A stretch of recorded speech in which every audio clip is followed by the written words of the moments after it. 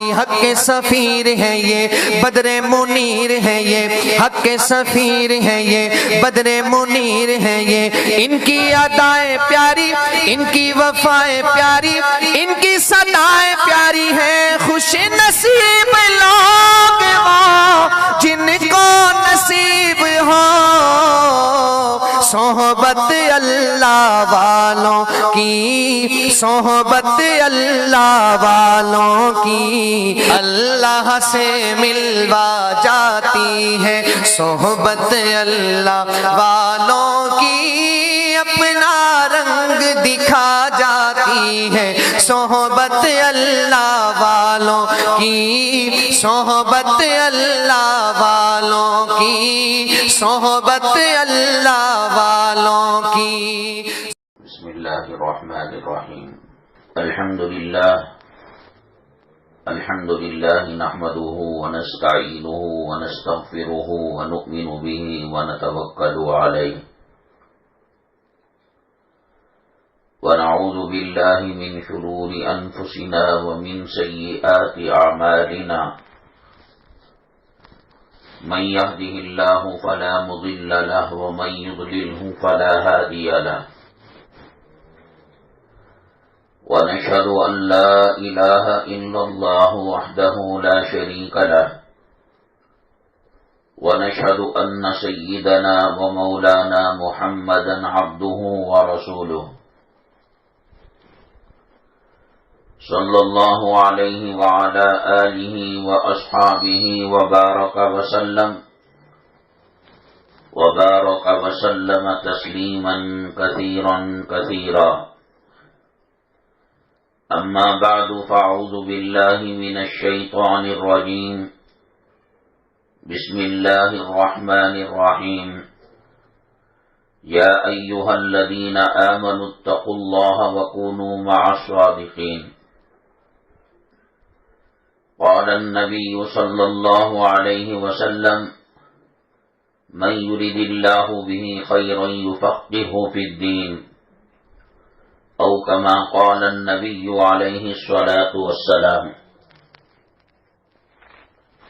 رب اشرح لي صدري ويسر لي أمري واحلل عقدة من لساني يفقهوا قولي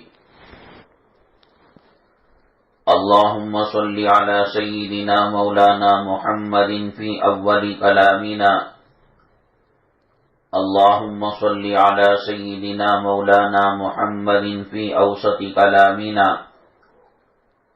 اللهم صل على سيدنا مولانا محمد في آخر كلامنا معزز اسلامی خواتین، آج ہر کوئی یہ رونا روتا ہے کہ سماج خراب ہو گیا، معاشرہ خراب ہو گیا، محلہ خراب ہو گیا، گاؤں کے لوگ خراب ہو گئے، اور بچوں کو تاکید کرتے ہیں کہ غیر غلط صحبتوں میں نہ پڑو، تم بھی خراب ہو جاؤ گے۔ ہر ایک اپنے بچے کو ولی سمجھتے ہیں، متقی پرہیزگار سمجھتے ہیں، دودھ کا دھلا ہوا سمجھتے ہیں، اور دوسرے بچوں پر تہمت لگاتے ہیں، الزام لگاتے ہیں کہ اس کی صحبت سے ہمارا بچہ بگڑ گیا۔ اس بگڑے ہوئے سماج اور سوسائٹی اور معاشرے کے لیے علماء کرام جو نبی کریم جناب محمد الرسول اللہ صلی اللہ علیہ وسلم کے وارث ہیں، جانشین ہیں، اللہ تبارک تعالی نے 1.25 لاکھ پیغمبروں کو قوموں کی ہدایت کے لیے بھیجا۔ اس میں سب سے آخر میں جو پیغمبر آئے، نبی آئے، میرے اور آپ کے آقا و مولا جناب محمد الرسول اللہ صلی اللہ علیہ وسلم کی ذات گرامی ہے۔ آپ نے فرمایا انا خاتم النبیین ولا نبی بعدی، میرے اوپر نبوت اور رسالت کو ختم کر دیا گیا ہے اور میرے بعد کوئی نبی قیامت تک نیا نہیں آئے گا۔ قیامت کے قریب حضرت سیدنا عیسیٰ علی نبینا علیہ الصلاۃ والسلام تشریف لائیں گے اور دجال کا اور دجالیوں کا خاتمہ کریں گے۔ وہ نبی اور رسول ہونے کی حیثیت سے نہیں آئیں گے، بلکہ ایک رسول پاک صلی اللہ علیہ وسلم کے امتی ہونے کی حیثیت سے آئیں گے۔ حضرت عیسیٰ علیہ السلام پر جو آسمانی کتاب نازل کی گئی وہ انجیل تھی۔ حضرت عیسیٰ علیہ السلام انجیل کا مطالعہ نہیں کریں گے، انجیل کو پڑھنے کے لیے نہیں کہیں گے، انجیل پر عمل کرنے کے لیے نہیں کہیں گے، بلکہ نبی کریم صلی اللہ علیہ وسلم پر جو قرآن نازل کیا گیا اسی قرآن کو پڑھیں گے بھی، پڑھائیں گے بھی، اور قوم کو تاکید کریں گے کہ اسی پر عمل کرو۔ پہلے ایسا ہوتا تھا کہ ایک پیغمبر کی قوم جب بگڑ جاتی تھی تو تھوڑی سی مدت کے بعد اللہ تعالیٰ دوسرے پیغمبر کو بھیجتے، ایک کتاب کے اندر تحریف کی جاتی، رد و بدل کیا جاتا، اللہ تعالیٰ دوسری کتاب کو نازل فرماتے۔ نبی کریم جناب محمد الرسول اللہ صلی اللہ علیہ وسلم آخری نبی، آخری رسول، آخری پیغمبر ہیں، اور اللہ تعالیٰ نے آپ پر جو کلام پاک نازل فرمایا وہ بھی آخری کتاب ہے۔ اب قرآن کے بعد قیامت تک کوئی نئی کتاب آنے والی نہیں ہے، کوئی نیا نبی آنے والا نہیں ہے، کوئی نیا رسول آنے والا نہیں ہے۔ اب سوال یہ ہے کہ پہلے قوم بگڑتی تھی، اللہ نبی بھیجتا، رسول بھیجتا، صحیفوں کو نازل کرتا، کتابوں کو نازل کرتا، توریت نازل ہوئی، انجیل نازل ہوئی، زبور نازل ہوئے، صحف ابراہیم نازل ہوئی، صحف موسیٰ نازل ہوئے۔ اب نہ تو کتاب آ رہی ہے نہ پیغمبر آ رہے ہیں، قوم تو بگڑے گی، شرک کرے گی، غیروں سے مانگا کرے گی، نفع نقصان کا مالک غیروں کو سمجھے گی، تو ان کی اصلاح کون کرے گا؟ قوم کے اندر جو بگاڑ آیا ہے، آپ دیکھیے گا اپنے خاندان میں، قبیلے میں، اپنے محلے میں کتنی خواتین اور کتنے مرد حضرات اسلام کو فالو کرتے ہیں، قرآن کی تلاوت کرتے ہیں اور شریعت پر چلتے ہیں۔ فجر کی اذان میں الصلاۃ خیر من النوم کہا جاتا ہے کہ نماز نیند سے بہتر ہے۔ حی علی الفلاح کی صدا لگائی جاتی ہے، آؤ کامیابی کی طرف۔ حی علی الصلاۃ کی صدا لگائی جاتی ہے، آؤ نماز کی طرف۔ آپ پرسنٹیج دیکھیں، فیصد دیکھیں، کتنے مرد نماز پڑھتے ہیں، کتنی عورتیں نماز پڑھتی ہیں، کتنوں کے چہروں پر سنت ہے، کتنی خواتین برقع شریعت کے حساب سے پہنتی ہیں۔ یوں تو برقع ہزاروں لاکھوں خواتین پہنتی ہیں، لیکن شریعت جو برقع چاہتی ہے، اسلام جو برقع چاہتا ہے، اور اسلام کے مزاج کے مطابق جو برقع ہونا ہے، کیا وہ آج وہ برقع ہے؟ اسلامک بوٹک کے نام پر برقعے تیار کیے جاتے ہیں جس میں چمک کا کام، ریس کا کام اور تنگ اور چست کپڑا پہنایا جاتا ہے۔ وہ برقعہ نہیں ہوتا، جسم کی نمائش ہوتی ہے جس میں چہرہ کھلا ہوتا ہے، اسکارف پہنا جاتا ہے۔ حدیثوں سے پتہ چلتا ہے کہ جب پردے کی آیت نازل ہوئی تو رات میں نازل ہوئی۔ نبی کریم صلی اللہ علیہ وسلم کے زمانے میں عورتیں، بچے سب مسجد میں جا کر نماز پڑھا کرتے تھے۔ تو جب ایک خاتون نے دیکھا کہ کچھ عورتیں اپنے چہرے کو چھپائی ہوئی ہیں اور چادر سے اپنے جسم کو ڈھکا ہوا ہے، کیونکہ اس زمانے کے اندر واٹس ایپ نہیں تھا، موبائل نہیں تھا، انٹرنیٹ نہیں تھا، ای میل نہیں تھا، میسج نہیں تھا، چیٹنگ نہیں تھی، ٹرانسسٹر نہیں تھا، ٹی وی کی نیوز نہیں تھی، بس ایک دوسرے کو بات پہنچا دیتے تھے کہ پردے کی آیت نازل ہوئی ہے، شراب حرام ہونے کی آیت نازل ہوئی ہے اور فلاں حکم نازل ہوا ہے۔ چونکہ رات میں جلدی سو جایا کرتے تھے تہجد میں اٹھنے کے لیے، وہ خاتون کو پتہ نہیں چلا۔ انہوں نے کہا یہ کیا تم نئے قسم کے کپڑے پہن کر آ گئے ہو، چادریں ڈال کر آ گئے ہو؟ تو انہوں نے کہا کہ رات میں نبی کریم صلی اللہ علیہ وسلم کے پاس حضرت جبرائیل امین علیہ الصلاۃ والتسلیم پردے کی آیتیں لے کر نازل ہوئے۔ اب عورت ایسے ہی گلیوں میں، سڑکوں میں نہیں گھوم سکتی، وہ اپنے چہرے کو چھپائے گی، اپنے جسم کو ڈھانکے گی، اور جسم کی ساخت اور بناوٹ اس سے کا پتہ نہیں لگے گا۔ تو ٹھیک ہے، اس کی شکل یہ تھی کہ یہ خاتون نماز سے فارغ ہو جاتی فجر کی، اور گھر میں رکھی ہوئی چادر جا کر دوبارہ جب ظہر کو آتی تو اس کو اوڑھ کر آتی، لیکن انہوں نے یہ کیا کہ اپنے چھوٹے بچے کو اپنے گھر کی طرف روانہ کیا اور گھر کے اندر جو چادر تھی وہ منگایا، اور دوپٹہ اوڑھ کر اور اپنے چہرے کو ڈھانک کر اور اپنے جسم کے اندر اس کو چھپا کر آپ گھر گئیں۔ تو خامین نے کہا کہ یہ تو مجبوری کی بات تھی، آپ پردے کی آیت بہت دیر سے سنیں، اس کی کیا ضرورت تھی بچے کے ہاتھ سے منگوانے کی، خود آ جاتی، ظہر میں جاتی تو پردہ اوڑھ کر چلی جاتی۔ تو وہ صحابیہ عورت نے فرمایا،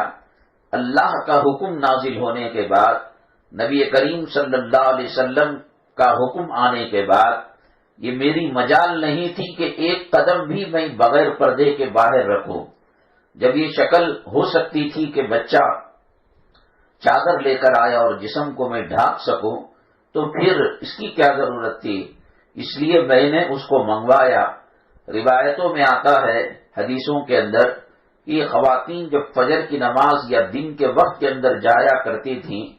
تو پردے میں رہنے کے باوجود دیواروں سے اتنا لگ کر جایا کرتی تھیں کہ ان کے کپڑوں میں کھوچ لگ جاتی، ان کے جسم چبھنے لگتے۔ شرم اور حیا اسلام کا بہت بڑا حصہ ہے۔ اللہ کے نبی جناب محمد الرسول اللہ صلی اللہ علیہ وسلم نے فرمایا، اذا لم تستحی فاصنع بما شئت، جب شرم کا جنازہ نکل جائے، حیا کا جنازہ نکل جائے، تیری مرضی ہے، تو جو چاہے کر۔ الیکٹریشین آ رہا ہے، اس سے بات ہو رہی ہے، گلی کے اندر ٹماٹر بیچتا ہوا جا رہا ہے اور سبزی بیچتا ہوا جا رہا ہے، اس سے بات ہو رہی ہے۔ آخر کار صبح میں 8 بجے 9 بجے کچرا لینے والا ٹیمپو آتا ہے، آٹو آتا ہے، اس سے بات ہو رہی ہے۔ اسلام کا اہم ترین حصہ شرم اور حیا ہے۔ یہ شرم اور حیا ہی عورت کو عورت بنائے رکھتا ہے، اس کا قیمتی زیور ہے۔ ہیرو جواہرات کے زیور سے زیادہ قیمتی زیور عورت کی شرم اور عورت کی حیا ہے۔ اللہ تبارک تعالیٰ نے نماز کا بھی حکم دیا ہے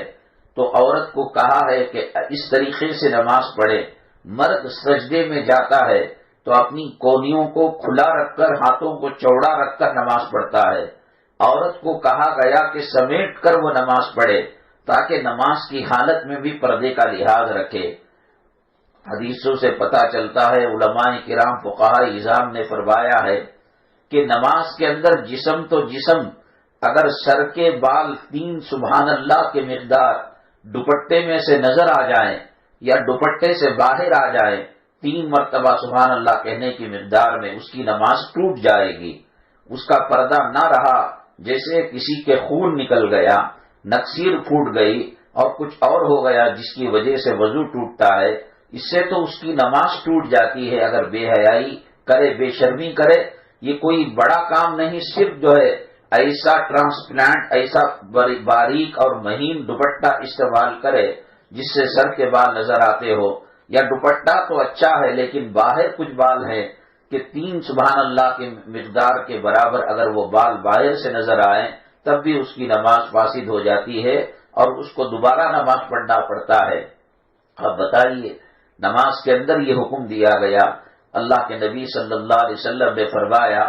خاتون ایک گھر میں کھلی ہوئی جگہ رہتی ہے جو گھر کا صحن ہے اور گھر کا برآمدہ ہے، گھر کا ہال ہے، گھر کا کچن روم ہے، گھر کا بیڈ روم ہے۔ فرمایا کہ ایسا کمرہ اور ایسا روم کہ جہاں کم لوگ جاتے ہوں اور گھر کا آخری کا حصہ ہو جہاں پر پردہ زیادہ ہوتا ہو، وہاں پر نماز پڑھے۔ نماز پڑھنے کے اندر بھی پردے کا خیال رکھا گیا۔ پہلے جو خواتین مسجد میں نماز پڑھنے کے لیے جاتی تھیں،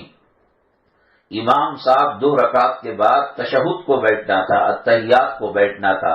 امام صاحب بھول سے کھڑے ہو گئے، مرد حضرات کو بھی یاد نہیں رہا، مرد حضرات بھی کھڑے ہو گئے، لیکن ایک خاتون، ایک ماں بہن بیٹی جو آئی ہے اسے پتا ہے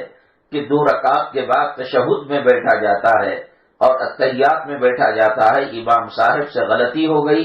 مرد حضرات لقمہ دیں گے اور امام کو متنبہ کریں گے، امام کو چوکنا کریں گے کہ آپ سے بھول ہو گئی، تو وہ سبحان اللہ کہیں گے اور عورت اگر مرد حضرات لقمہ نہیں دیتے، بتاتے نہیں، اور عورت کو کانفیڈنس ہے، یقین ہے کہ امام صاحب سے بھول ہو گئی تو وہ سبحان اللہ نہیں کہے گی، الٹے ہاتھ سے 3 مرتبہ تالی کو مارا کرے گی۔ نہ اذان کا حکم ہے عورت کے لیے، نہ امامت کا حکم ہے عورت کے لیے،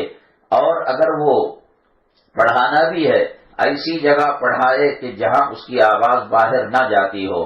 تو چنانچہ برقعے کے ذریعے سے نمائش کرنا یہ اللہ کے عذاب کو اور خدا کی لعنت کے طوق کو گلے میں ڈالنے والی چیز ہے۔ اللہ کے نبی جناب محمد الرسول اللہ صلی اللہ علیہ وسلم نے فرمایا، رب کاسیات عاریات، بہت ساری کپڑا پہننے والی خواتین ہوں گی، حقیقت میں ننگی ہوں گی، نہ وہ جنت میں جا پائیں گی بلکہ جنت کی خوشبو بھی وہ سونگھ نہیں پائیں گی۔ جنت کی خوشبو ایک تیز رفتار گھوڑا 500 سال تک چلے تو جہاں پر جا کر رکتا ہے وہاں تک خوشبو آتی ہے، تو وہ خوشبو اس عورت کو میسر نہیں ہوگی۔ اللہ کے نبی صلی اللہ علیہ وسلم نے فرمایا، قیامت کے دن 2 چادریں ہوں گی، ایک مرد کی چادر حضرت رسول پاک صلی اللہ علیہ وسلم کے پاس ہوگی، اور ایک عورتوں کی چادر ہوگی، حضرت فاطمہ الزہرا رضی اللہ تعالیٰ عنہ کے پاس ہوگی۔ دنیا میں جو شرم و حیا کرتے تھے، پردے کا اہتمام کرتے تھے، ایسے لوگ، ایسی خواتین کو حضرت فاطمہ الزہرا رضی اللہ تعالیٰ عنہ چادر دیں گی کہ وہ اپنے جسم کو ڈھانپ لے۔ آپ کو معلوم ہونا چاہیے جیسے بچہ پیدا ہوتا ہے بغیر کپڑوں کے، نہ سر پر ٹوپی ہوتی ہے، نہ دوپٹہ ہوتا ہے، نہ جسم پر لباس ہوتا ہے، ایسے ہی قیامت کے دن جب اٹھیں گے تمام کے تمام جیسے بچہ پیدا ہوتا ہے اس حالت میں اٹھیں گے۔ لیکن دنیا میں جو شرم و حیا کا پاس رکھتی تھیں عورتیں، حضرت فاطمہ الزہرا رضی اللہ تعالیٰ عنہ اپنی چادر میں اس کو ڈھانپ لیں گی، اور جو مرد حضرات اپنے گھر کی عورتوں کو، بیوی کو، بہو کو، بچیوں کو، لڑکیوں کو اور بہنوں کو اور ماں کو دوپٹے میں رکھتے تھے، پردے میں رکھتے تھے، حضور پاک صلی اللہ علیہ وسلم انہیں چادر مرحمت فرمائیں گے۔ میری ماں، جب بچہ بالغ ہوتا ہے، بڑا ہوتا ہے، تو مرد کے لیے صرف نماز فرض ہو جاتی ہے، عورت کے لیے 2 چیزیں فرض ہو جاتی ہیں، ایک نماز بھی فرض ہوتی ہے اور ایک پردہ بھی فرض ہوتا ہے۔ حضرت فاطمہ الزہرا رضی اللہ تعالی عنہا نبی کریم جناب محمد الرسول اللہ صلی اللہ علیہ وسلم کی چہیتی بیٹی، لختے جگر، نور نظر، کلیجے کی ٹھنڈک، بے پناہ محبت کیا کرتے تھے اللہ کے نبی صلی اللہ علیہ وسلم اپنی صاحبزادی سے۔ جب نبی کی تربیت ہو، حضرت علی کرم اللہ وجہہ جیسا شوہر ہو، حضرت حسن اور حضرت حسین جیسے بچے ہوں، تو اس ماں کا کیا کہنا، اس ماں کے چہرے کو دیکھنا اور جسم کو دیکھنا تو دور کی بات۔ حضرت فاطمہ رضی اللہ تعالیٰ عنہ فرماتی ہے کہ ساری زندگی میرے سر کے بالوں کو میرے بچوں نے نہیں دیکھا، اس درجے پردے کے اندر وہ رہا کرتی تھی۔ انتقال کا وقت آیا، بڑی پریشان ہوئی، اے اللہ پوری زندگی میں پردے میں رہی، میرے بچوں سے بھی میرے جسم کا اور میرے کپڑوں کا پردہ کیا ہے، میرے بالوں کا پردہ کیا ہے۔ آپ نے پہلے بھی سنا ہے کہ عید کا اور رمضان المبارک کا چاند پہلی رات کے اندر حضرت فاطمہ الزہرا رضی اللہ تعالیٰ عنہ نہیں دیکھا کرتی تھی۔ حضرت علی نے پوچھا اور دوسروں نے پوچھا، اے فاطمہ چاند کو کیوں نہیں دیکھتی؟ اس کی بڑی فضیلت ہے، اس کو دیکھ کر اللہم اہلہ علینا بالیمن والایمان وہ دعا پڑھی جائے، اللہ رحمتیں برکتیں نازل فرماتے ہیں۔ تو حضرت فاطمہ الزہرا رضی اللہ تعالیٰ عنہ نے فرمایا، آج بہت سارے لوگ چاند کو دیکھتے ہیں، اس میں محرم بھی ہوتے ہیں، غیر محرم بھی ہوتے ہیں۔ محرم اس کو کہتے ہیں جن سے پردہ نہیں کیا جاتا، جیسے نانا ہے، دادا ہے، ماما ہے، چاچا ہے، باپ ہے، بھائی ہے، بیٹا ہے، اس کو محرم کہتے ہیں۔ اور غیر محرم وہ ہیں جن سے نکاح ہو سکتا ہے، اور محرم وہ ہیں جن سے نکاح نہیں ہو سکتا۔ آج سبھی چاند کی طرف نگاہیں دوڑا رہے ہیں۔ میں نے پردے کا اس درجے اہتمام کیا ہے کہ میں نہیں چاہتی کہ ان کی نگاہیں آسمان اور فضا کی طرف جا رہی ہوں، اور میری نگاہ بھی میری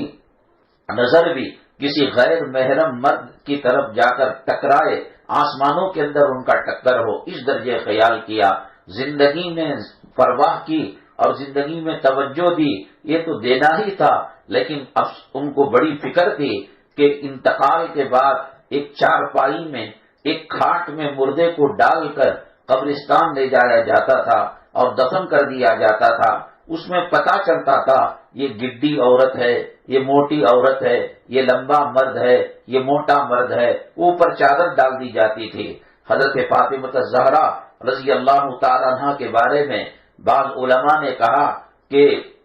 جب پتہ چل گیا کہ زندگی کے آخری لمحات ہیں، خود اچھی طریقے سے غسل کر لیا اور اچھی طریقے سے خوشبو جسم کو لگا لی اور بڑی فکر مند ہوئی۔ حضرت اسماء بنت امیس رضی اللہ تعالی عنہ نے پوچھا، اے بیٹی فاطمہ کیوں رو رہی ہو، کس بات کی فکر ہے؟ تو کہنے لگی، میں نے ساری زندگی اپنے جسم کا پردہ کیا، اپنے کپڑوں کا پردہ کیا، اپنے بالوں کا پردہ کیا، اور میری حضرت علی میرے جو خاوند ہیں، شوہر ہیں، میں نے ان کو وصیت کی ہے کہ میرے جنازے کو رات میں نکالا جائے، پھر بھی یہ جو کھاٹ کے اندر پلنگ کے اوپر رکھ کر لے جاتے ہیں اس میں خد و قامت کا پتہ چل جاتا ہے، موٹی پتلی لمبی چھوٹی کا پتہ چل جاتا ہے۔ میں نہیں چاہتی کہ اس قسم کا بھی پتہ میری موت کے بعد چلے۔ وہ پردے کا خیال مرنے کے بعد تک کا خیال کر رہی ہیں، اور آج کی خواتین جب شادی بیاہ کی مجالس میں جاتی ہیں یا کسی اور جگہ پر جاتی ہیں تو چہرہ کھلا ہو جاتا ہے، غیر محرموں سے بات کی جاتی ہے۔ اللہ کے نبی صلی اللہ علیہ وسلم نے فرمایا جہنم کے اندر کچھ عورتیں ایسی ہوں گی کہ چوٹی کے بل لٹکا کر ان کو جہنم کی آگ کا عذاب دیا جائے گا اور الٹا بھی لٹکایا جائے گا۔ ان سے پوچھا گیا، اے اللہ کے نبی صلی اللہ علیہ وسلم کون خواتین ہیں؟ آپ نے فرمایا جو دنیا میں زیب و زینت کی نمائش کیا کرتی تھیں اور دکھاوا کیا کرتی تھیں۔ آج پردہ تو دور کی بات، پردے کے نام پر جو کپڑا استعمال کیا جا رہا ہے، جو برقع استعمال کیا جا رہا ہے، میری ماں اور بہنیں آئینے کے سامنے کھڑے ہو کر خود قلب سلیم سے پوچھئے، اپنے دل سے پوچھئے کیا یہ پردہ صحیح ہے؟ اللہ کو، اللہ کے نبی صلی اللہ علیہ وسلم کو راضی کرنے والا ہے یا خدا کے غضب کو دعوت دینے والا ہے، خدا کے قہر کو دعوت دینے والا ہے؟ بہرحال حضرت اسماء بنت امیس رضی اللہ تعالی عنہ نے کہا، بی بی فاطمہ کوئی ڈرنے کی اور خوف کرنے کی بات نہیں، میں حبشہ کی طرف 2 مرتبہ ہجرت کر چکی ہوں اور پھر میں نے مدینہ طیبہ کی طرف ہجرت کی ہے۔ حبشہ کے لوگ جب مرتے ہیں تو کھاٹ کے اوپر جیسے مچھردانی آتی ہے، 4 کونوں میں 4 لکڑیاں کھڑا کر دیتے تھے اور اس کے اوپر سے چادر کو ڈھانپ دیتے تھے، پتہ نہیں چلتا کہ مردہ کس قسم کا ہے، اس کا خط کیا ہے، وہ موٹی ہے یا دبلی ہے، اس کا پتہ نہیں چلتا۔ تب جا کر حضرت فاطمہ الزہرا رضی اللہ تعالی عنہا کو کچھ راحت ملی، کچھ سکون ملا۔ اپنی زندگیوں میں مرنے کے بعد کے وہ پردے کی فکر کیا کرتے تھے۔ آج اگر ہمارے گھروں میں رونا رویا جا رہا ہے، کا کرایہ آتا ہے، خیر و برکت نہیں، دینار و درہم کما کر بچہ بھیجتا ہے، خیر و برکت نہیں، امریکہ کا ڈالر کما کر بھیجتا ہے، خیر و برکت نہیں، سعودی کا ریال کما کر بھیجتا ہے، خیر و برکت نہیں۔ میری ماں اور بہنیں، اگر ایک ہانڈی میں اور ایک برتن میں اوپر سے پانی ڈالا جائے اور نیچے اس ہانڈی کے سوراخ ہو، اس برتن میں سوراخ ہو، آپ سمندر بھی ڈالے وہ پورا پانی نیچے نکل کر چلا جائے گا۔ پانی کی ٹنکی میں سائڈ میں سوراخ ہو اور نیچے سوراخ ہو تو پھر آپ پوری کاویری کی ندی کو ڈال دے، وہ نیچے سے چلا جائے گا۔ اللہ تو دینے پر آ رہے ہیں، لیکن گھر کی بے پردگی اور بے حیائی اور ٹی وی میں بجنے والے ناچ گانے یہ اللہ کے عذاب کو دعوت دے رہے ہیں۔ میری ماں اور بہنیں، عورت کے لیے جو سب سے بڑا زیور ہے شرم و حیا ہے، بہت بڑی دولت ہے۔ انگریز جو بدکار قسم کے لوگ ہیں، انگریز جو کتا کھانے والے ہیں، ناپاک جانور کھانے والے ہیں، شراب پینے والے ہیں، اور جب انسان ناپاک جانور کھاتا ہے، علماء نے لکھا ہے جو انسان جو چیزوں کے ساتھ ساتھ رہتا ہے اسی قسم کے اوصاف اس کے اندر پیدا ہو جاتے ہیں، خصلتیں پیدا ہو جاتی ہیں۔ کوئی مرد عورتوں کے ساتھ زیادہ رہے اس میں نسوانیت آ جاتی ہے، کوئی عورت مردوں کے مجمع میں زیادہ رہے اس کے اندر مردانیت آ جاتی ہے، کوئی شیر کے ساتھ رہے تو شیر کی بہادری آ جاتی ہے، کوئی لومڑی کے ساتھ رہے اس کی عیاری اور مکاری آ جاتی ہے۔ ہر نبی نے بکریوں کو چرایا ہے، اس لیے کہ بکری جب ضد اور ہٹ دھرمی پر آ جاتی ہے اچھوں کو پرلا دیتی ہے اور پانی پلا دیتی ہے۔ نبیوں کو صبر کی ٹریننگ دینے کے لیے، استقامت کی ٹریننگ دینے کے لیے، اگر بکری کے گلے میں رسا پڑا ہو کھینچا جائے تو دم گھٹ جائے گا، اور اگر یوں کہا جائے ہٹ درمی میں بیٹھ جائے گی۔ اسی لیے اللہ تعالیٰ نے ہر پیغمبر سے بکریوں کو چروایا ہے تاکہ ان کا صبر اور ان کی استقامت ان کے اندر آ سکے۔ جو جانوروں کے محفل میں رہتا ہے اس کے اندر وہ صفات پیدا ہو جاتے ہیں۔ آپ دیکھیے بعض غیر مسلم گھرانوں کے اندر کتے پالے جاتے ہیں تو اس گھر کی عورتیں بچیاں کتے سے مانوس ہو جاتی ہیں، اس کو کاروں میں لے کر پھرتی ہیں اور اس کو ہاسپٹل لے جاتی ہیں، اس کو غسل دیتی ہیں، اس کو بسکٹ دیتے ہیں، تو وہی اوصاف ان کے اندر پیدا ہو جاتے ہیں، تو صحبت کا اثر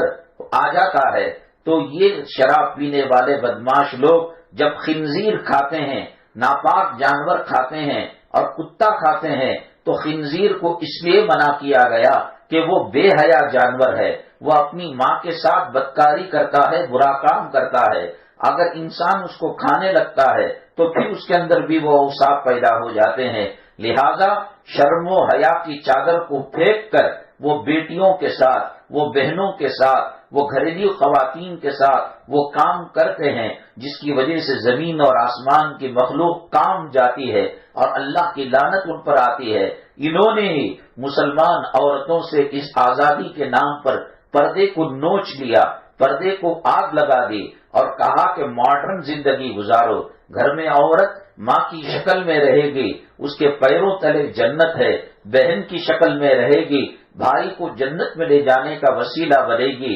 بیوی کی شکل میں رہے گی، مرد کے آدھے ایمان کے مکمل کرنے کا حصہ بنے گی۔ حدیث پاک میں اللہ کے نبی جناب محمد الرسول اللہ صلی اللہ علیہ وسلم نے فرمایا جس مرد نے نیکوکار عورت سے نکاح کیا اس کا آدھا ایمان مکمل ہو گیا، اس کے نگاہوں کی حفاظت ہو گئی، اس کے کانوں کی شرمگاہ کی حفاظت ہو گئی، بقیہ آدھے ایمان کی فکر کرے۔ لڑکی پیدا ہو، اللہ کے نبی صلی اللہ علیہ وسلم نے فرمایا ماں باپ کی انگلیاں پکڑ کر وہ ماں باپ کو جنت میں پہنچا کر رہے گی۔ یہ ماحول، گھر کا ماحول شریعت نے دیا، اسلام نے دیا۔ نبی کریم جناب محمد الرسول اللہ صلی اللہ علیہ وسلم کی تشریف آوری سے پہلے، آپ کے دنیا میں آنے سے پہلے عورت کو منحوس سمجھا جاتا تھا، درخت سے باندھ کر اس کے اوپر تیر برسائے جاتے تھے۔ باپ کے مر جانے کے بعد جیسے کھیت کھلیان زمین پراپرٹی اولاد میں تقسیم ہوتی تھی،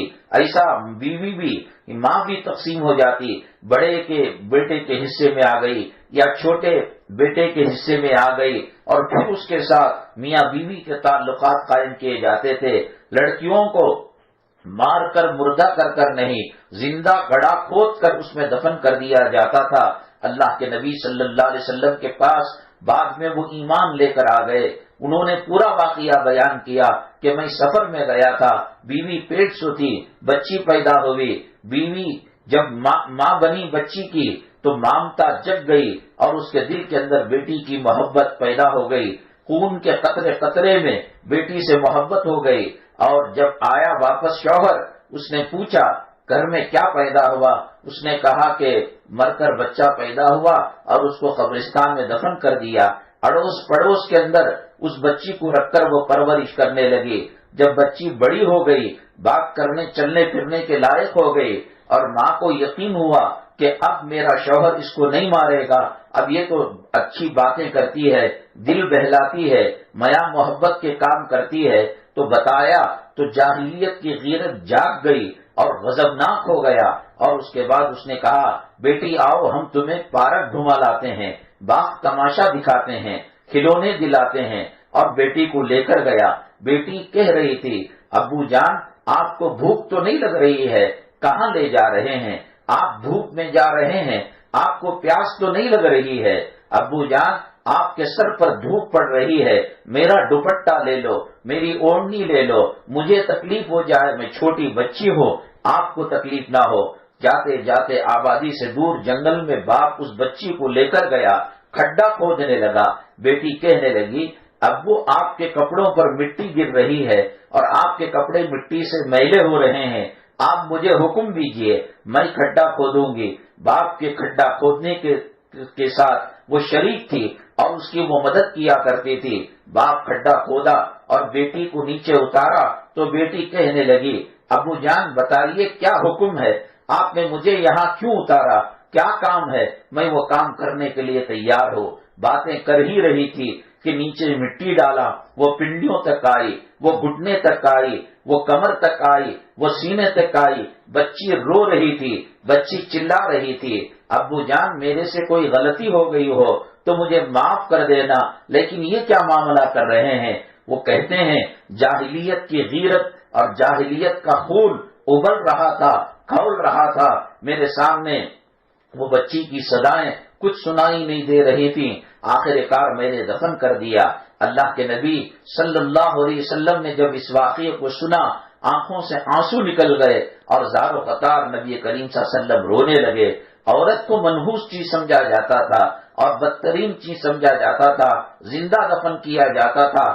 اگر کوئی اس کا مرد فوت ہو جاتا اور اس کی کوئی نسل نہ ہوتی تو بند کمرے میں اس کو رکھ دیا جاتا، وہیں پر استنجا، وہیں پر ٹوائلٹ، وہیں پر کھانا، وہیں پر پینا، غسل کرنے نہیں دیا جاتا تھا، اور جسم کپڑوں میں بدبو پیدا ہو جاتی، تعفن پیدا ہو جاتا، جراثیم پیدا ہو جاتے، بیکٹیریا پیدا ہو کر وہ مر جاتی، حتیٰ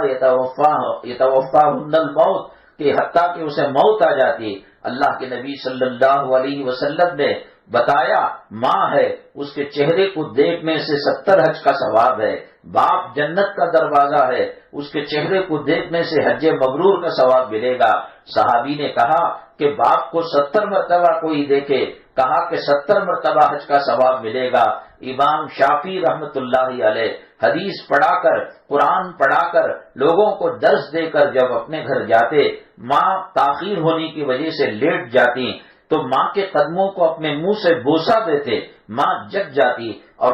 بیٹے کو سینے سے لگا لیتی امام شافعی رحمت اللہ علیہ کو، اور پوچھتی بیٹے تم تو امام بن چکے ہو، تم مفسر بن چکے ہو، تم مبلغ اور داعی بن چکے ہو، اور تم جو ہے لوگوں کو بیان کرتے ہو، نصیحت دیتے ہو، ایسا کیوں کرتے ہو کہ پیروں کو تلووں کو چومتے ہو؟ امام شافعی رحمت اللہ علیہ نے فرمایا اماں تیرے قدموں کو نہیں چومتا، میرے تیرے قدموں میں جو جنت ہے اسے میں چومتا ہوں۔ شریعت نے ماں کا مقام دیا، بیوی کا مقام دیا، بیٹی کا مقام دیا۔ صحابہ کرام نے اللہ کے نبی صلی اللہ علیہ وسلم سے پوچھا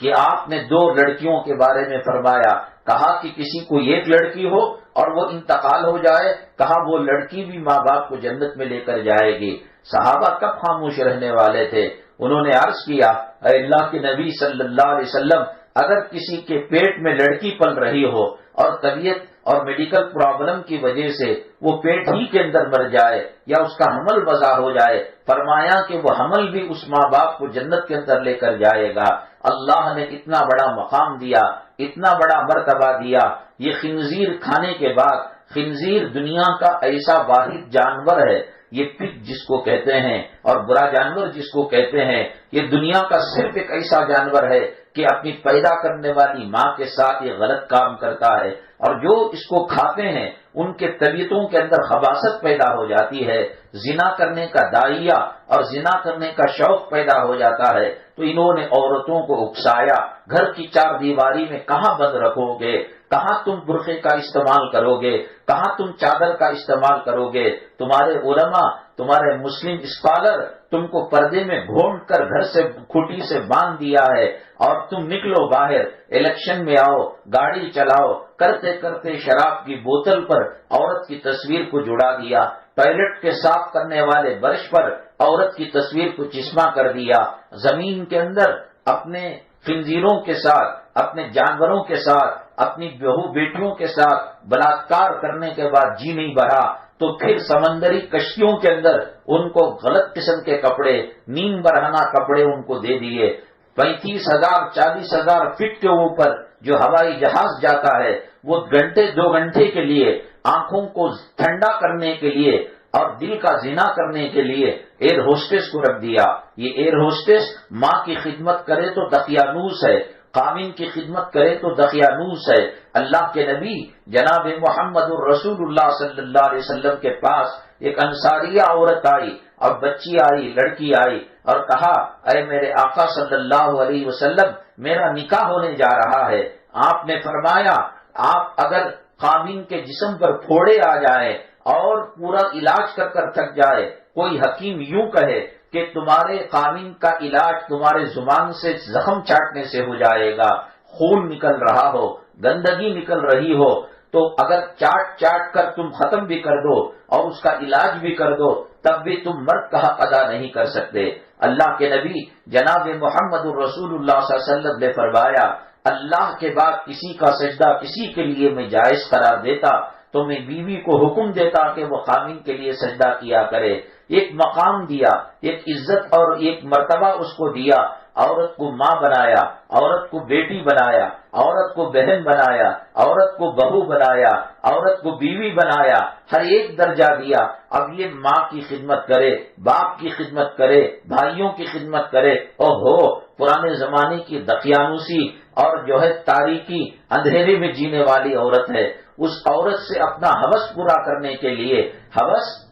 صرف زنا سے نہیں، آنکھوں کا بھی زنا ہوتا ہے، کانوں کا بھی زنا ہوتا ہے، دل کا بھی زنا ہوتا ہے، خیالات کا بھی زنا ہوتا ہے۔ ایئر ہوسٹس دوسروں کے کلیجے کو ٹھنڈا کرے، ان کے آنکھوں کو زنا کے انگاروں سے بھر دے، ان کے جسم کے اندر گندے خون کے اندر گندے خیالات کی گردش خون کی کرائے اور دنیا بھر کو خوش کرے، مرد کو ناراض کرے اور لاکھوں روپے پیمنٹ لے ہوائی جہاز کے اندر اور سیلز گرل بنے، مینیجر بنے اور پھر اپنے باس کا اور اپنے جو مالک ہے اس کے دل کو خوش کرے، آنے والے گاہکوں کو مسکرا کر بات کرے۔ اللہ کے نبی جناب محمد الرسول اللہ صلی اللہ علیہ وسلم نے فرمایا کہ مرد اگر بیوی کو نوالا کھلاتا ہے یہ صدقے کا ثواب پاتا ہے، اللہ خوش ہو جاتے ہیں۔ بیوی نوالا کھلاتی ہے، اللہ تبارک تعالیٰ خوش ہو جاتے ہیں۔ تہجد یا فجر کی نماز کے لیے جگتے ہیں، خاوند پہلے اٹھا، کہا بیگم اٹھیے نا، نماز کا وقت ہو گیا۔ بیگم گہری نیند میں تھی، دن بھر کپڑے دھو کر بچوں کو نہلا کر دہلا کر اور گھر کی صاف صفائی کر کر تھکی ہوئی تھی، پلٹ کر سو گئی۔ تو پھر خاوند نے پانی کے چھینٹے مارے، سٹ پٹا کر عورت اٹھی اور پھر اس نے دعا پڑھی الحمدللہ الذی احیانا بعد ما اماتنا، اور مرد کو اس نے اچھی نگاہ سے دیکھا۔ حدیث میں آتا ہے اللہ تعالیٰ ہنستے ہیں، اللہ مسکراتے ہیں میاں بیوی کے اس عمل سے۔ یا خامن سو گیا، بیوی نے الارم کو سنا، اڑ گئی اور کہا کہ جی اٹھیے، تہجد کا وقت ہو رہا ہے، فجر کا وقت ہو رہا ہے۔ وہ بھی تھکا ماندہ کولی مزدوری کر کر سو رہا تھا، پانی کے چھینٹے مارے، ہڑبڑا کر اٹھا اور دعا پڑھی۔ حدیث میں آتا ہے اللہ تعالیٰ اس عمل سے خوش ہو جاتے ہیں۔ گھر میں نوالے بنا کر کھلانے پر اللہ اجر و ثواب مرحمت فرماتے ہیں۔ میاں بیوی اپنا وظیفہ پورا کرتے ہیں، اسے اجر ملتا ہے، اسے ثواب ملتا ہے۔ یہ ساری دنیا کو خوش کرے، میک اپ کرے اور ساری دنیا کو زنا کی دعوت زبان کے علاوہ اپنے ہونٹوں پر لگی ہوئی لپسٹک سے دے، نیل پالش سے دے، میک اپ سے دے، اپنے تنگ گرہوں سے دے، ایسی عورت کو کہا جاتا ہے یہ ماڈرن عورت ہے۔ بتائیے ان کے عقلوں پر پردہ پڑ گیا نہیں پڑ گیا؟ خامن کو خوش کرنا عورت کی عبادت کی قبولیت کی نشانی ہے۔ خامن ناراض ہو نہ حج قبول ہوتا ہے، نہ عمرہ قبول ہوتا ہے، نہ نماز قبول ہوتی ہے، نہ صدقہ قبول ہوتا ہے۔ یہاں ایک سے ایک کو ناراض کر کر گلی والوں کو خوش کیا جا رہا ہے، ایئر ہوسٹس بن کر پیسنجروں کو خوش کیا جا رہا ہے، سیلز گرل بن کر گاہکوں کو خوش کیا جا رہا ہے۔ کیا اس کو لوگوں کی خوشی کے لیے بنایا گیا ہے؟ اس عورت میں اور بازاری عورت کے اندر کیا فرق رہ جاتا ہے؟ میری مائیں اور بہنیں، یہ سب وہ چیزیں ہیں جو علماء کی مجالس کے اندر ملتی ہیں، دینی مجالس کے اندر ملتی ہیں۔ ٹی وی، ڈرامے، افسانے اور فلم ہم کو تباہ اور برباد کر کے رکھ دیں گے۔ آج شادی کے اندر، آج جو ہے برتھ ڈے کے موقع پر اور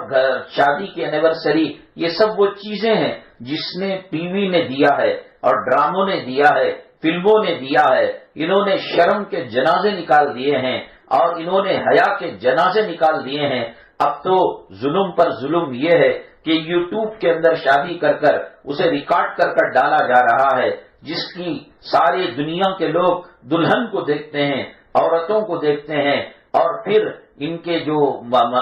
رسوم و رواج ہوتے ہیں ان کو دیکھتے ہیں۔ میری ماں اور بہنیں، اگر زمانے کو پرکھنا ہو، نجات کا ذریعہ معلوم کرنا ہو، سلامتی کا راستہ معلوم کرنا ہو، اللہ کی رضامندی کو معلوم کرنا ہو، اللہ کی خوشنودی کو معلوم کرنا ہو، یہ فلمی ہیرو ہیروئن کے پیچھے جانے سے نہیں ملتا، یہ ڈراموں سے نہیں ملتا، یہ سنیما سے نہیں ملتا، یہ ہیروؤں کی زندگی ہیروئن کی زندگی سے نہیں ملتا، یہ مالدار کروڑ پتی سیٹوں سے نہیں ملتا، یہ اللہ والوں کی مجلس میں بیٹھنے سے پتہ چلتا ہے اللہ کو راضی کرنے والی کیا چیزیں ہیں، اللہ کو ناراض کرنے والی کیا چیزیں ہیں، کون سے لباس سے اللہ خوش ہوتے ہیں، اللہ کے نبی خوش ہوتے ہیں، اور کون سے لباس سے اللہ ناراض ہوتے ہیں، اللہ کے نبی ناراض ہوتے ہیں۔ چھوٹے چھوٹے بچوں کو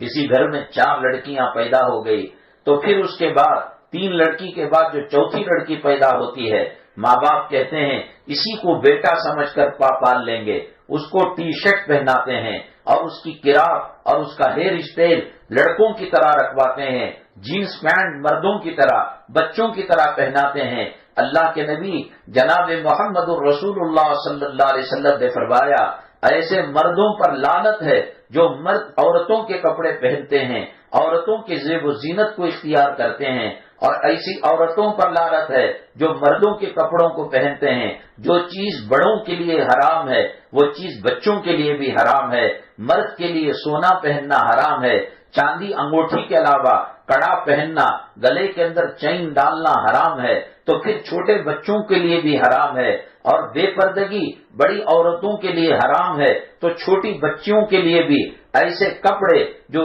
بے شرمی کا مظاہرہ کرتے ہیں، بے حیائی جس سے ٹپکتی ہے، وہ پہنانا بھی حرام ہے۔ اگر اس حالت کے اندر مر گئے تو یہ اللہ کے دربار میں شکایت کریں گے، قالوا ربنا انا اطعنا سادتنا وکبراءنا فاضلونا السبیل، اللہ تو نے ہمیں مسلمان کلمہ پڑھنے والا بنا کر تیرے کارخانے سے، تیری فیکٹری سے تو دنیا میں بھیجا، لیکن میری ماں نے مجھے غلط لباس پہنایا، مجھے غلط ناموں سے یاد کیا، اور مجھے ڈانس کرنے پر مجبور کیا، اور مجھے غلط راستے پر چلنے پر مجبور کیا۔ میں چھوٹی بچی تھی، میں چھوٹا بچہ تھا، میں مجبور تھا ماں کی بات ماننے کے لیے، باپ کی بات اور سماج سوسائٹی سے دبنے کے لیے۔ اے اللہ، اگر ان کو دگنا عذاب دینا، ایک تو شریعت پر عمل نہیں کیے اور دوسرا ہمیں بھی گمراہ کر دیے۔ میری ماں 4 دن کی زندگی ہے، وہ ایسے گزارو تو گزر جائے گی، ویسے گزارو تو گزر جائے گی۔ اللہ کو ناراض کر کر، اللہ کو خفا کر کر کوئی زندگی میں سکون نہیں آ سکتا، زندگی میں راحت نہیں آ سکتی۔ آپ چاہتی ہیں کہ گھر کے اندر مرد محبت کرے، اولاد اطاعت کرے، آنکھوں کی ٹھنڈک بنے۔ میری ماں اگر وہ شریعت کے دائرے کے اندر عمل کرتے ہیں، اللہ کی رحمتیں اس گھر پر پڑتی ہیں۔ عورت اگر سر سے دوپٹہ ہٹ جاتا ہے اور جسم کے اندر ایسے کپڑے ہوتے ہیں جو اللہ اور اللہ کے نبی صلی اللہ علیہ وسلم کو پسند نہیں، خدا کی قسم میں نے کہا قارون کا خزانہ بھی اس گھر کے اندر لٹا دیا جائے، میں اللہ کی قسم کھا کر کہتا ہوں اس گھر میں سکون نہیں مل سکتا، اس گھر کے اندر آرام نہیں مل سکتا۔ دولت ہے، روپیہ ہے، پیسہ ہے، پراپرٹی ہے، زمین ہے، جائیداد ہے، لیکن جب تک نیند کا انجیکشن نہیں لیتے، نیند نہیں آتی، اور نیند کی گولی نہیں کھاتے، نیند نہیں آتی، اللہ ہزاروں قسم کی بیماریوں کے اندر مبتلا کر دے گا۔ دیکھنے میں گھر باہر سے لال قلعے کی طرح دکھے گا، تاج محل کی طرح دکھے گا، فتح پور سیکری کے قلعے اور دروازے کی طرح دکھے گا، لیکن اندر میاں بیوی کے اندر جو ہے ناچاکی ہے، اختلاف ہے، اور شوہر بیوی کو دیکھ کر بھڑکتا ہے، بیوی خاوند کو دیکھ کر دل میں برے ارادے کرتی ہے، اولاد ماں باپ کی اطاعت نہیں کرتی، حتیٰ کہ خدا نہ کرے وہ وقت آتا ہے کہ بچی کسی اور کے ساتھ چلی جاتی ہے۔ ماں باپ کا سلیکشن اور ماں باپ کی پسند بچی کو اور بچے کو پسند نہیں ہے۔ قرآن نے صاف کہا ہے من اعرض ذکری فإن له معیشۃ ضنکا ونحشرہ یوم القیامۃ اعمی، جو میرے قرآن سے اور میرے طریقے سے منہ پھیرے گا میں اس کی زندگی کو تنگ کر کے رکھ دوں گا۔ اللہ جس کی زندگی کو تنگ کرے، دولت آ کر راحت نہیں دے سکتی، خاندان والے آ کر راحت نہیں دے سکتے۔ آپ کے پاس روپیہ پیسہ ہے، خاندان والے چاپلوسی کی اور غلامی کی بات کریں گے، جب پیسہ سرکتا ہوا دیکھیں گے اپنی چھاؤں بھی اور اپنی پرچھائی بھی پرائی ہو جاتی ہے۔ جو اللہ کا ذکر کرتے ہیں، جو نماز پڑھتے ہیں، جن گھروں میں تلاوت ہوتی ہے، اللہ کی رحمتیں، اللہ کی برکتیں نازل ہوتی ہیں۔ امی جان عائشہ صدیقہ رضی اللہ تعالیٰ عنہ کا جو حجرہ تھا وہ اتنا چھوٹا گھر تھا کہ نبی کریم صلی اللہ علیہ وسلم جب رات میں تہجد پڑھتے، قیام اللیل کی نماز پڑھتے، تو آپ حضرت عائشہ صدیقہ آرام کر رہی ہوتی، سجدے میں جاتے، ایسا نہیں ہو سکتا تھا کہ آپ سجدے میں بھی چلے جائیں اور حضرت عائشہ آرام بھی کریں، ان کو تھوڑا سا اشارہ کرتے نبی صلی اللہ علیہ وسلم، وہ بیٹھ جاتی تو پھر سجدہ کرتے۔ لیکن اس گھر پر ہزاروں جنتیں قربان تھیں، وہ گھر جنت کا نمونہ تھا، وہاں میاں بیوی کی لڑائی نہیں تھی، وہاں اللہ کے نبی صلی اللہ علیہ وسلم ٹوٹ کر حضرت عائشہ صدیقہ رضی اللہ تعالیٰ عنہ کو چاہتے تھے، حضرت عائشہ صدیقہ رضی اللہ تعالیٰ عنہ ٹوٹ کر نبی کریم صلی اللہ علیہ وسلم سے محبت کیا کرتے تھے۔ فرماتی ہیں حضرت عائشہ صدیقہ رضی اللہ تعالیٰ عنہ، یوسف علیہ السلام کو دیکھ کر زلیخا نے اپنی انگلیوں کو کاٹ لیا۔ زلیخا کی جو عورتیں تھیں انہوں نے زلیخا کو تانا دیا تو وقت کی شہنشاہ کی بیوی ہو کر، راجکماری ہو کر ایک غلام پر فدا ہو گئی، ایک غلام پر عاشق بن گئی۔ تو زلیخا نے یہ کیا کہ تمام کو ہاتھ میں فروٹ دے کر اور چاقو دے کر بٹھا دیا اور حضرت یوسف علیہ السلام کو وہاں سے گزارا۔ جب یوسف علیہ السلام کو ان خواتین نے دیکھا تو یہ پتہ نہیں چل سکا کہ وہ سیب کاٹ رہی ہیں یا پھل فروٹ کاٹ رہی ہیں یا انگلیاں کاٹ رہی ہیں، جس کو اللہ نے کلام پاک میں فرمایا وَقَطَّعْنَ أَيْدِيَهُنَّ، انہوں نے اپنے انگلیوں کو، اپنے ہاتھوں کو کاٹ لیا۔ امی جان عائشہ صدیقہ رضی اللہ تعالیٰ عنہ فرماتی ہیں زلیخا کی عورتوں نے حضرت یوسف علیہ السلام کو دیکھ کر انگلیوں کو کاٹ لیا۔ میرے محبوب کے جلوے کو دیکھتے، میرے محبوب کے چہرے کو دیکھتے، میرے محبوب کے حسن کو دیکھتے تو اپنے گلوں پر وہ چھریاں چلا لیا کرتے تھے اور نبی کریم صلی اللہ علیہ وسلم کے سامنے اشعار پڑھا کرتے تھے، لنا شمسن وللآفاق شمسن، ہمارے لیے بھی ایک سورج ہے اور آسمان کے لیے بھی ایک سورج ہے، وہ شمسی تطلع بعد العشاء، دنیا کا سورج صبح میں نکلتا ہے اور میرے محبوب جب سورج بن کر گھر میں آتے ہیں تو وہ رات میں آتے ہیں، روشنی بکھیر جاتی ہے، خوشبو پھیل جاتی ہے۔ دن بھر جس سوئی کے اندر میں تاغا نہیں پرو سکتی تھی، میرے محبوب کے آنے کے بعد میں اس سوئی کے اندر تاغا پورے لیتی ہوں، ہر طرف سے میٹھی بات ہوتی، ہر طرف سے خوشیوں کی بات ہوتی، نہ لڑائی، نہ جھگڑا، نہ بڑا بول، نہ کوئی اختلاف کی بات۔ گھر اتنا کہ کھجور کے پتوں سے بنی ہوئی چھت تھی اور کھجور کے تنے اس کے پلر تھے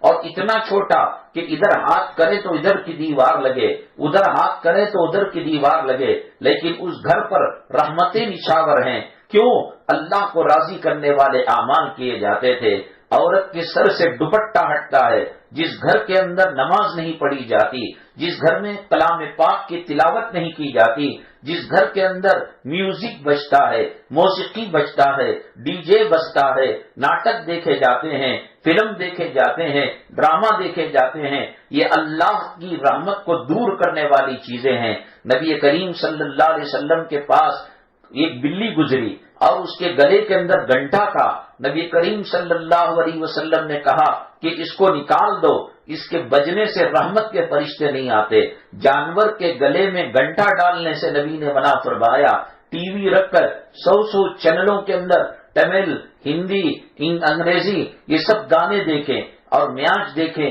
نیوز دیکھیں، جس کے ایڈورٹائز کے اندر ننگی لڑکیاں آتی ہیں، نیم برہنہ لڑکیاں آتی ہیں، کپڑے کا ایڈورٹائز ہے اور شو روم کا ایڈورٹائز ہے، لیکن کپڑا پہن کر نیم برہنہ عورتیں آ رہی ہے۔ اللہ کی رحمت کہاں سے آئے گی؟ بتائیے۔ ایک روح نکالنے والے رحمت کے فرشتے ہوتے ہیں اور ایک روح نکالنے والے عذاب کے فرشتے ہوتے ہیں۔ کافروں کی روح، اللہ کے دشمنوں اور نبی کے دشمنوں کی روح، یہ عذاب کے فرشتے آ کر نکالتے ہیں۔ لیکن جس گھر میں نماز پڑھی جاتی ہے، کلام پاک کی تلاوت کی جاتی ہے، نعتوں کو سنا جاتا ہے، علماء کرام کی تقریروں کو سنا جاتا ہے،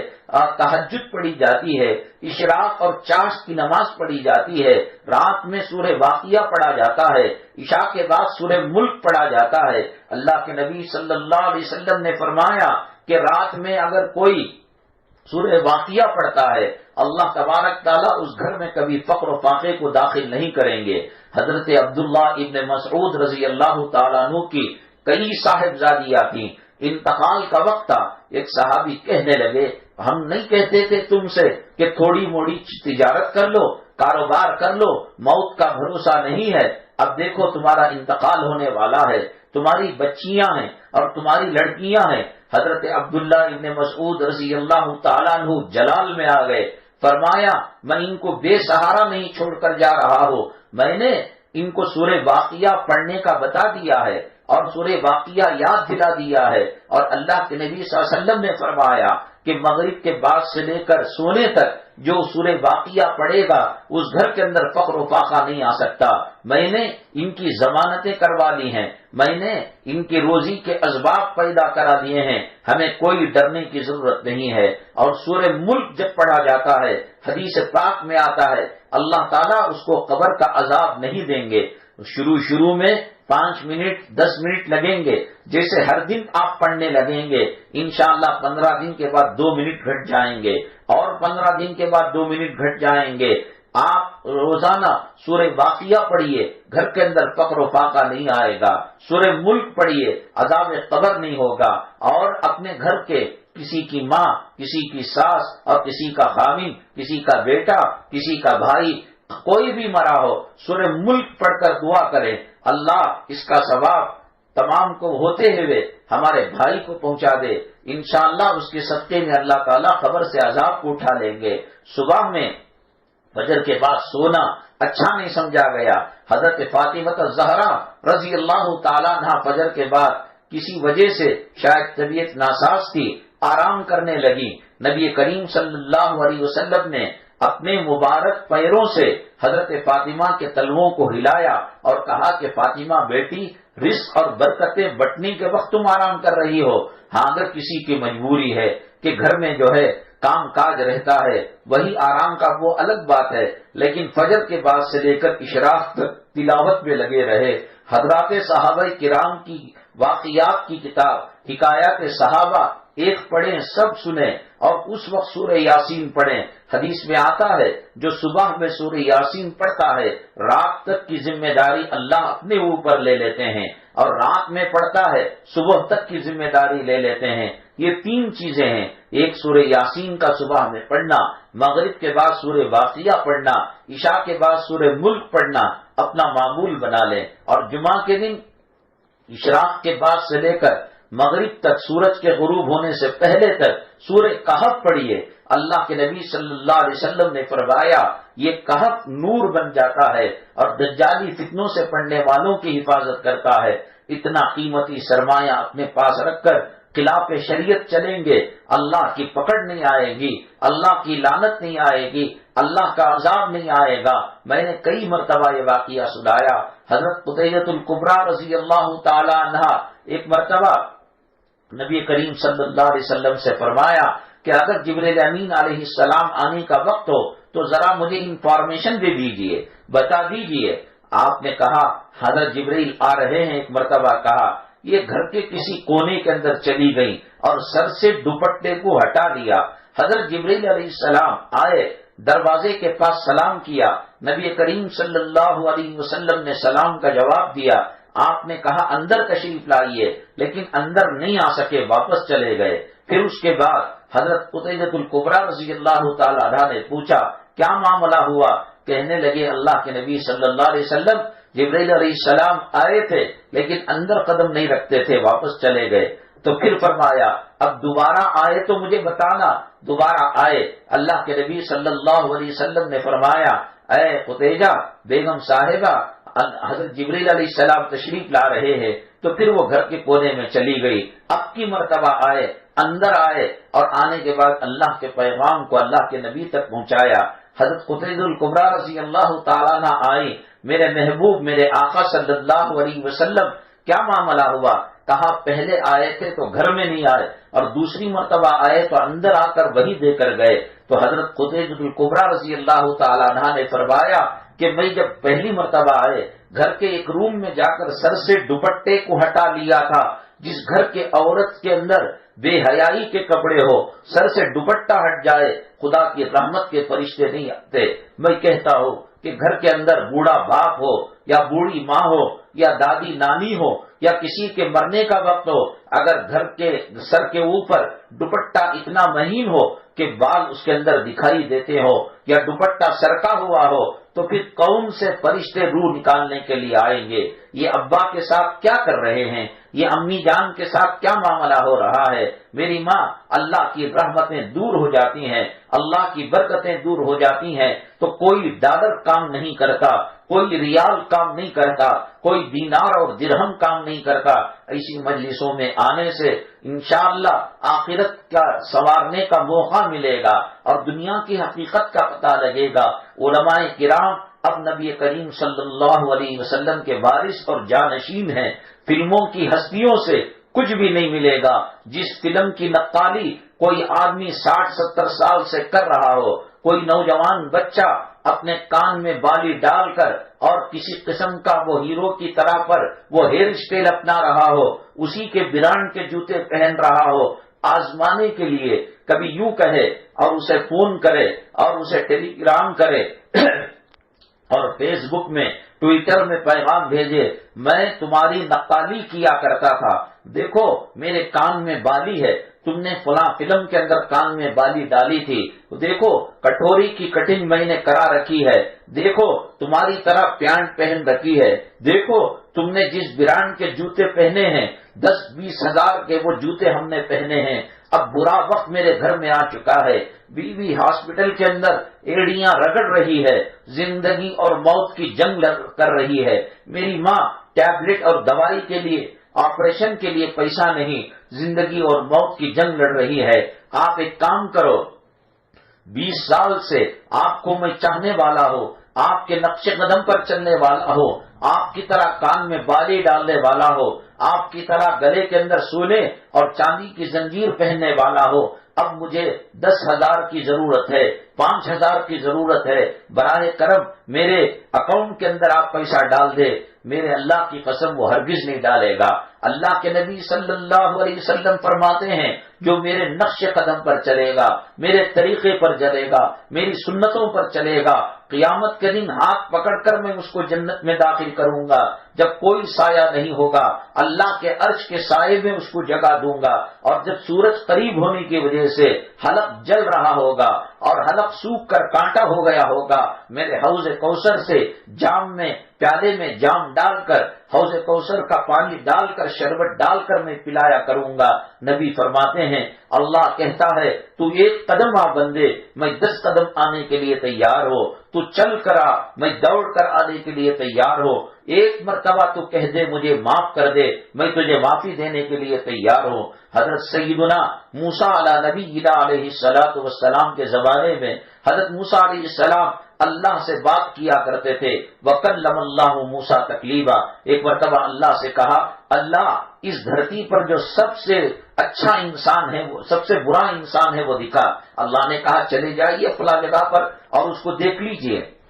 پھر کچھ دنوں کے بعد حضرت موسیٰ علیہ السلام نے کہا اللہ اس دھرتی پر سب سے بہترین انسان کون ہے اس کو دکھائیے۔ تو گئے، دیکھا تو وہی انسان ہے جس کو برا بتایا گیا۔ حضرت موسیٰ علیہ السلام تو اللہ سے بات کرنے والے تھے، اللہ سے پوچھا اے اللہ ہم نے پوچھا کہ برا انسان کائنات میں اس دھرتی پر آسمان کے نیچے اسی کو بتایا اور سب سے بہترین بڑھیا انسان اسی کو بتایا۔ حضرت اللہ تعالیٰ نے حضرت موسیٰ علیہ السلام کو کہا یقیناً وہ زنا کرنے والا، شراب پینے والا، مخلوق کو ستانے والا، چوری کرنے والا، ڈکیتی کرنے والا، قوم کو ستانے والا بدماش تھا، لیکن جب اس کو تکلیف آئی تو جنگل کے اندر گیا، ریگستان میں گیا، دائیں طرف دیکھا سیدھے طرف کوئی اسے پوچھنے والا نہیں، بائیں طرف دیکھا کوئی پوچھنے والا نہیں، آگے کی طرف دیکھا، پیچھے کی طرف دیکھا، آسمان کی طرف نگاہ اٹھا کر دعا کے لیے ہاتھ اٹھائے اور کہا اللہ